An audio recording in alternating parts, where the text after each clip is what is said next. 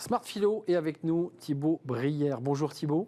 Bonjour Arnaud. Conseiller en management, expert des nouvelles formes de travail et auteur d'un livre qui vient de sortir chez Robert Laffont, Toxic Management. Vous nous en avez longuement parlé sur le plateau. On va rester un peu dans l'esprit de l'entreprise, finalement un petit peu dans l'esprit de votre livre.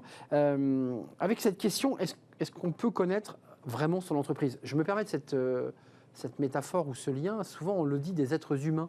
On est parfois proche de personnes, on vit même parfois avec elles, et puis on se dit, finalement, je ne la connaissais pas. Est-ce que c'est un peu pareil avec une entreprise? C'est compliqué de savoir qui est vraiment sur l'entreprise. Alors pour une part oui, pour une part non. La grande différence quand même avec une personne, c'est que la personne, elle, c'est un infini de liberté.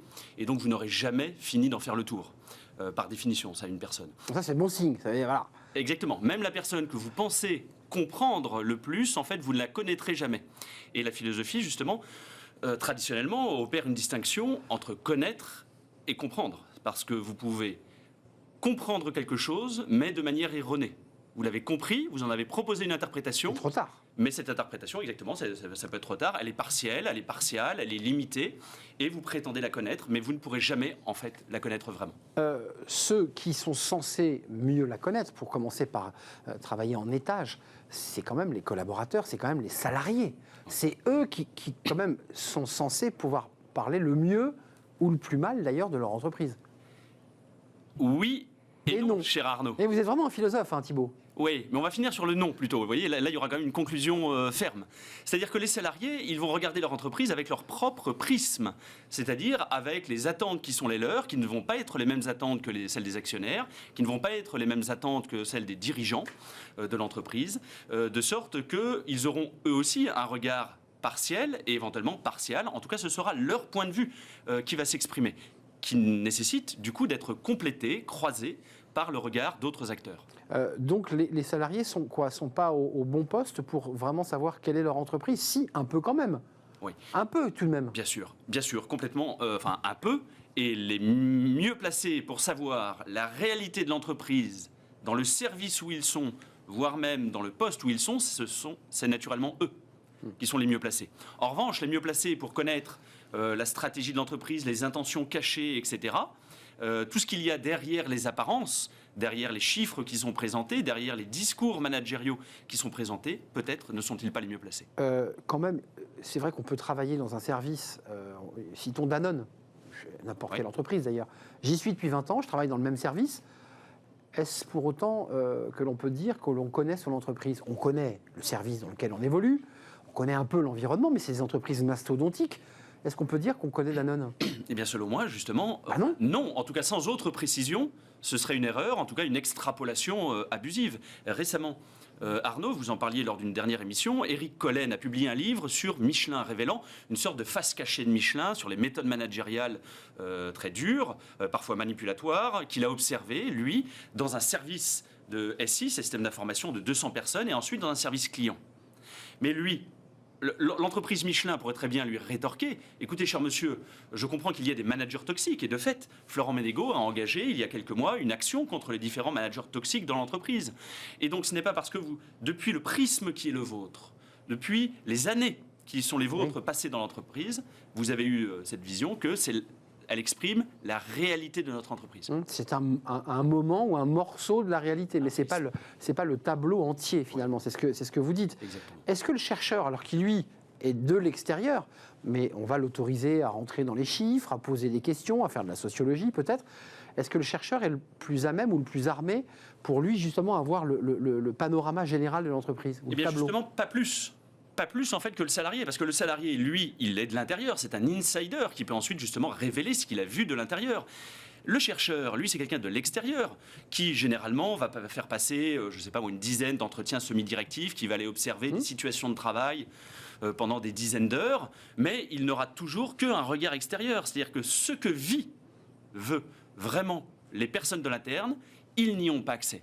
Parce que eux ne sont pas justement de l'intérieur, ils ne sont pas managés avec une carotte et un bâton, etc.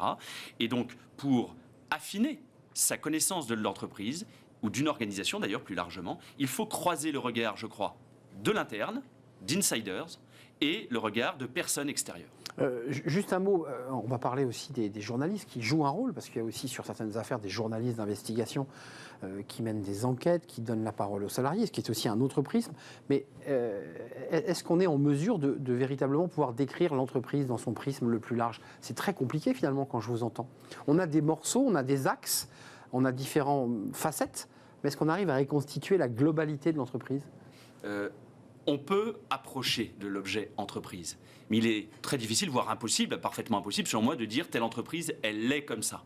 On peut en proposer, je le dirais, des interprétations plus ou moins cohérentes avec la réalité des observations, du vécu des collaborateurs, mais c'est très difficile donc de pouvoir prétendre la connaître. En revanche, ce qui, selon moi, enfin, ce qui renforce la difficulté de les connaître, c'est que les entreprises, de plus en plus, cherchent à être des espaces d'opacité. C'est-à-dire qu'elles organisent le fait de ne pas être connues. Je prends en exemple la loi de 2018 sur le secret des affaires. L'entreprise a étendu le champ de ce qu'il n'est pas possible de dire sur elle.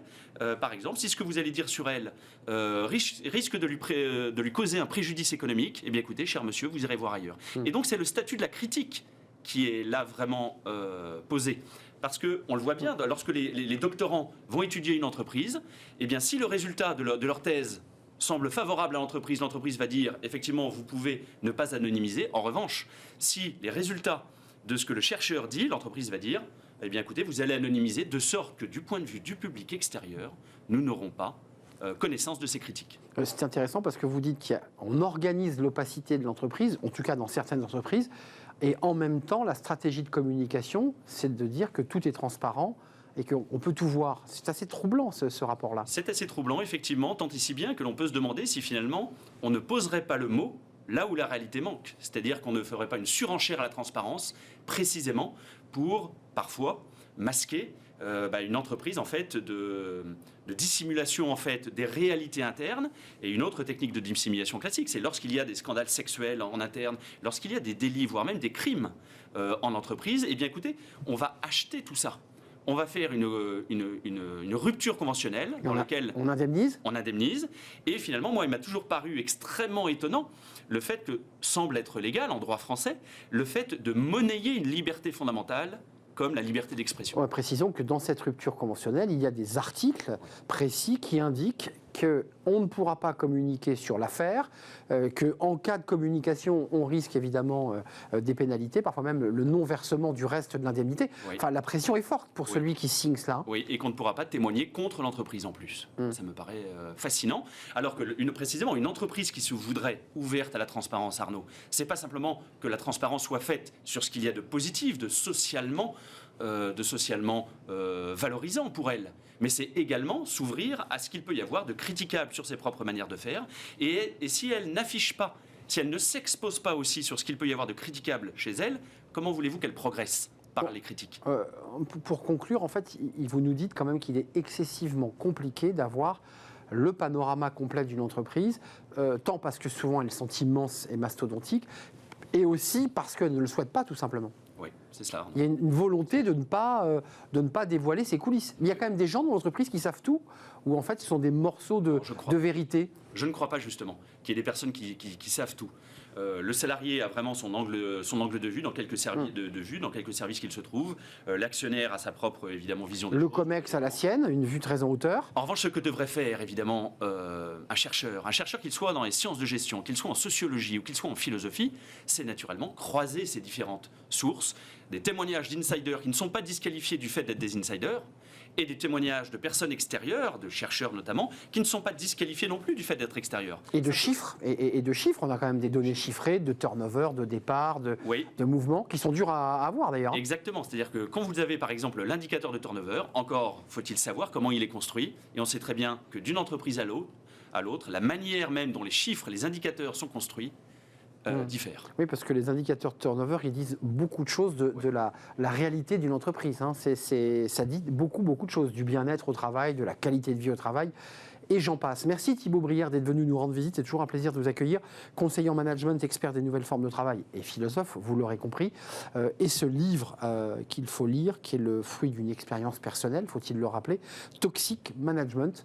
Et il est sorti chez Robert Laffont. À très très bientôt de vous revoir sur le plateau. On fait une courte pause et on va accueillir dans le cercle RH le secrétaire général de Force ouvrière. Oui, l'un des syndicats les plus importants en France.